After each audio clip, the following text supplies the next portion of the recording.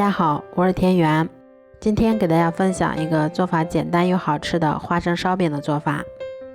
首先我们准备300克的普通面粉，先加入3克酵母粉，再加入10克的白糖，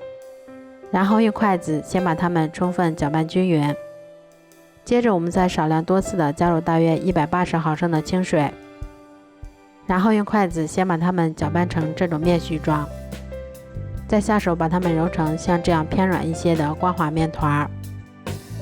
然后再给它盖上保鲜膜，让它醒发着2倍大。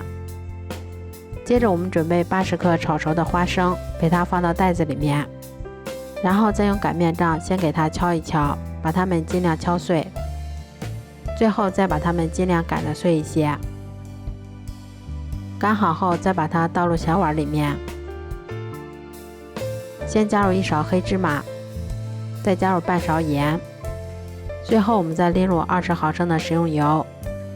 然后用筷子把它们充分搅拌均匀后放一旁备用。像这样体积明显变大，我们的面团就已经醒发好啦。接着我们把它移到面板上，先给它揉一揉，排出里面的空气，然后再用手先把它搓成长条，再用刀把它们切成3个小剂子。我们取一个小剂子，先给它揉得细腻光滑一些，然后再给它轻轻按压成小饼的形状。接着我们先把它擀成一张厚度约3毫米的长方形饼皮，再加入适量我们刚刚做好的花生馅料，然后再把馅料给它涂抹均匀。接着我们再把它从一头慢慢的卷起来，接口的地方我们再用手给它轻轻的捏严，然后再用刀先把它分成2份儿。接着我们取一个小剂子，先把它2头收口的地方给它捏严，然后再像这样给它拧上2圈，再把它梳起来，用手轻轻按压成小饼的形状。这样我们的生胚就做好啦。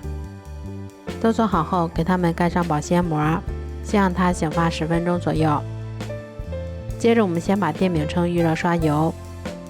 然后再依次放入我们做好的生胚，表面再给它刷上1层食用油，防止水分的流失，然后盖上盖子，用中火烙3分钟左右，一直烙至2面金黄后就可以出锅啦。这样做出的花生烧饼刚出锅的时候，吃起来外皮非常的酥脆，咬上一口满满的都是花生和芝麻的香味儿。稍微放凉以后，里外都会变得非常的松软，而且是发面的，还很好消化。如果喜欢的话就试试吧，喜欢我的视频就关注我吧，谢谢您的支持。